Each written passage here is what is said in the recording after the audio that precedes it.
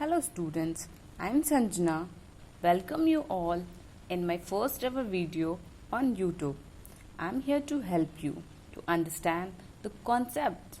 I will try that आप सारे concepts को easily समझ के question solve कर सको. So let's get started. We are going to study chapter 4 of class 10, that is quadratic equation. आज हम लोग क्या पढ़ेंगे? हम लोग पढ़ेंगे quadratic equation जो आपके क्लास 10th का चैप्टर 4 है. But before we start this lesson, polynomial should be clear in our mind. Polynomial is the base.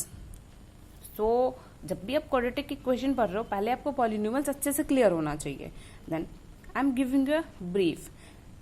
अगर आप पॉलिनोमियल्स को ब्रेक करते हो, then it can break in 3 parts: poly, no and mials. Poly can be many, no that is number, meals means term. That means you can say that polynomials is an expression containing more than one terms. Example: 3x plus 2, 4x square plus 3x plus 2, 3x cube plus 5x square plus x plus 1 and many more. We have learned 3 types of polynomials on the basis of degree. Chapter 2 that is polynomials में आपने पढ़ा है कि 3 types के polynomials होते हैं on the basis of degree. And what is degree? Highest power of the polynomials. As you can see, if you look this polynomial, you will see that degree of this polynomial is 1. Highest power is 1, that means degree is 1. For this polynomial degree is 2 and for this degree is 3. So first, linear polynomial. जो भी polynomial का degree 1 होगा, that means highest power 1 होगा, वो linear polynomial होगा. जैसे ये इसका हाईएस्ट पावर 1 है, ये लीनियर पॉलिनोमियल आएगा. क्वाड्रेटिक पॉलिनोमियल हैविंग डिग्री 2, वो पॉलिनोमियल जिसका डिग्री 2 हो, that means like this, highest power is 2, that means degree of this polynomial is 2 and this is known as quadratic polynomial. Third one is cubic polynomial, degree 3, वो polynomial जिसका degree 3 हो. जैसे ये इसका degree 3 है, ये आपका क्यूबिक पॉलिनोमियल है. Okay, hope you understand this. Now we are going to study quadratic polynomial mainly. The polynomial having degree 2 is called quadratic polynomials. जो पॉलिनोमियल का डिग्री 2 है, as I say, quadratic equation, the equation corresponding to a quadratic polynomial is called quadratic equation. Highest power 2 से आपका quadratic polynomial बना, और इसी quadratic polynomials के साथ अगर आप इक्वेशन फॉर्म करते हो, then that will be quadratic equation. See, let px equal to ax square plus bx plus c. That means you can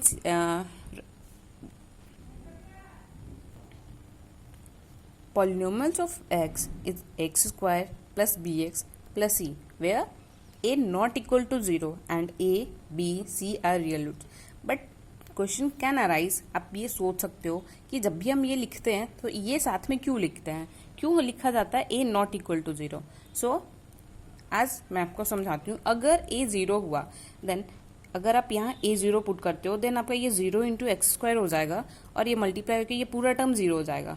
ये पूरा टर्म 0 हो गया, दैट मीन्स ये कैंसिल हो जाएगा. देन आपके पास क्या बचेगा? bx plus c, that means highest power 1. That means यहाँ पे पहले डिग्री 2 था और यहाँ पे डिग्री ही चेंज हो गया. दैट मीन्स कि आपका जो हाईएस्ट डिग्री होता है उसका कोफिशिएंट 0 नहीं हो सकता है. Okay, hope you got it.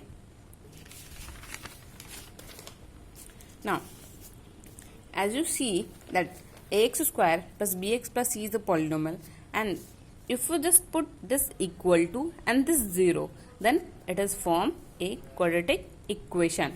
ये quadratic polynomial था, बस equal to के साथ 0 आप ऐड करते हो, then ये quadratic equation बन जाता है. ये आपका quadratic equation है, and ये आपका standard form of quadratic equation है. ठीक है, quadratic equation can it be like 3x plus 4x square plus 4, but this is a standard. Okay, x square plus bx plus c is the standard form of quadratic equation. Standard form, that means ax square plus bx plus c means the highest degree comes first the lesser is the next and the smaller is the last. That means 2, 1 and 0. अब अगर serial wise ही आता है 2, 1, 0, then this is the called standard form of quadratic equation. Okay, hope you got it. What is exactly quadratic equation? Now let us check how this quadratic equation is useful in our life by some examples. And मैं बता दूं ये जितने भी examples और मैं questions ले रही हूँ मोस्टली क्वेश्चंस एनसीईआरटी बुक से ही होंगे. Then you can relate it. आप फर्स्ट पेज पे क्वाड्रेटिक इक्वेशन चैप्टर के फर्स्ट पेज पे देखोगे आपके एग्जाम्पल्स दिया हुआ है. So let's see that. Suppose a charity trust decides to build a prayer hall having a carpet area of 300 metre square with its length 1 meter more than twice its breadth. What should be the length and breadth of this hall? I'm not going to solve this. I'm just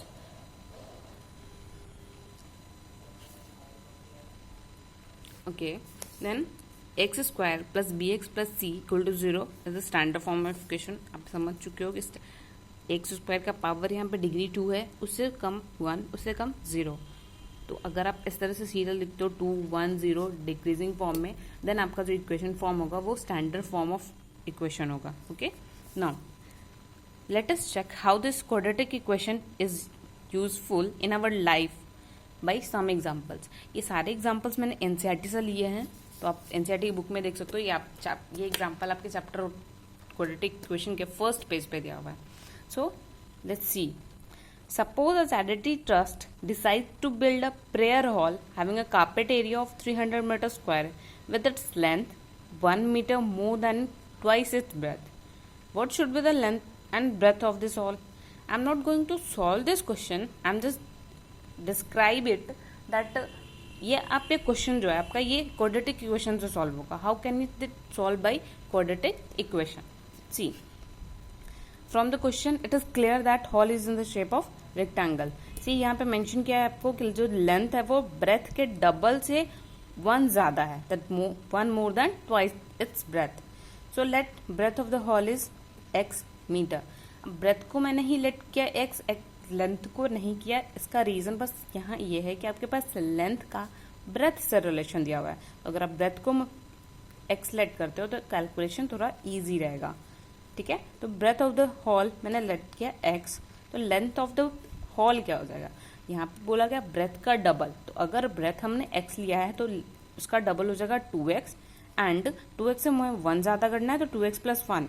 सी, यहाँ पे मैंने mention किया है आपका जो x है और ये 2x प्लस 1 हो गया. ओके, एंड आप ये जान रहे हो बेसिक सा फॉर्मूला है, सबसे बेसिक से अपने बचपन से पढ़ा है, that area of rectangle is length into breadth. So ये चीज हम यहाँ यूज करेंगे. According to question area of the hall equal to 300. यहाँ पे आपके पास मेंशन किया है जो आपका जो एरिया है हॉल का वो 300 मीटर स्क्वायर है. तो यहाँ पे आपका आ गया area of the hall is 300. अब area of the hall rectangle है तो आपका लेंथ इंटू ब्रेथ होगा. लेंथ आपका है 2x प्लस 1 एंड ब्रेथ आपका x है, तो 2x प्लस 1 इंटू एक्स क्या 300. आप इसको जब मल्टीप्लाई करोगे आपका ये 2x पहले x से मल्टीप्लाई होगा, it will B 2x square. 2x फिर x से मल्टीप्लाई होगा, एक 2x स्क्वायर और 1 हो जब होगा तो ये डायरेक्ट x आ जाएगा. That means 2x square plus x. इधर ये 300 कॉपी करोगे, 2x स्क्वायर प्लस x, ये 300 जब इक्वल टू इस साइड आएगा then it will be 300 equal to 0. जब ये इधर गया तो इधर आपके पास कुछ नहीं बच रहा है, दैट मीन्स ये 0 है. अगर आप कंपेयर करो ये ax square plus bx plus c है, जहाँ पे a क्या है 2, b क्या है 1 एंड c क्या है माइनस 300. तो आप देख सकते हो कि आपका ये क्वेश्चन था जो आपका डेली लाइफ का क्वेश्चन, आप रिलेट कर सकते हो इस क्वेश्चन को अपने नॉर्मल लाइफ से. इस टाइप की चीज़ें आपके सामने आती हैं तो इसको हमने क्वाड्रेटिक इक्वेशन के फॉर्म में किया. So we get a quadratic equation. If you want to find length and breadth of the hall we have to solve this. तो अब अगर आप क्वाड्रेटिक इक्वेशन को सॉल्व करते हो then you will get the what is the length of the breadth and what is the length of the length. Okay, now let's see some other examples. It is also from NCERT. John and Jivanti together have 45 marbles. John और जीवंती दोनों के पास total 45 marbles हैं. Both of them lost 5 marbles each. That means दोनों के पास जितना जितना था उसमें से उसने 5-5 marbles खो दिया दोनों ने, and the product of the number of marbles they now have is 124। That means उनके पास पहले से जो भी था उसमें से 5 दोनों ने लॉस्ट कर लिया। उसके बाद अब जो बचा, अब जितने मार्बल्स उन लोगों के पास बचे उनका प्रोडक्ट 124 है। Okay, we would like to find out how many marbles they had to start with. That means उनके पास जब यहाँ जब बताया जा रहा है कि 45 मार्बल्स है दोनों को मिला के, तब दोनों के पास अलग अलग कितने थे ये फाइंड करना है। सो लेट्स सी कैसे बनेगा ये। Let John has 8 marble initially. अगर जॉन के पास x मार्बल है इनिशियली मीन्स स्टार्टिंग में, then Jeevanti will have 45 minus x. आप अगर लेट करते हो कि आपके और आपके फ्रेंड्स के पास 45 मार्बल्स हैं, अगर आपके पास 5 है तो ऑफकोर्स आपके फ्रेंड के पास 40 होगा। दैट मीन्स यहाँ x है, that means 45 minus x marbles क्या। Okay, since both together have 45 marbles, ये गिवन आपके क्वेश्चन में। Now according to question they lost 5 marbles each. दोनों ने कितने मार्बल्स खो दिए थे? 5 मार्बल्स दोनों ने खो दिए। तो x के पास, जॉन के पास x था, सॉरी जॉन के पास x था, तो जॉन 5 मार्बल्स खो दिया, तो अब इसके पास कितना बचा? x minus 5 marbles. Okay, and Jeevanti has 45 minus x minus 5। पहले से उसके पास 45 माइनस एक्स था, अब उसमें 5 माइनस कर दिए, 45 minus x minus 5 marbles. Solve करोगे ये माइनस साइन होगा, 45 माइनस 5 करेंगे 40 and this x, that means 40 minus x marbles. Okay, and according again from question आपके पास गिवन है दोनों का प्रोडक्ट 124 है, तो 124 किसका था? 5 मार्बल्स खोने के बाद। 5 मार्बल्स खोने के बाद जॉन के पास x माइनस 5 है और जीवंती के पास 40 माइनस एक्स है। That means x minus 5 multiply by 40 minus x equal to 124। आप इसको सॉल्व करना जानते हो।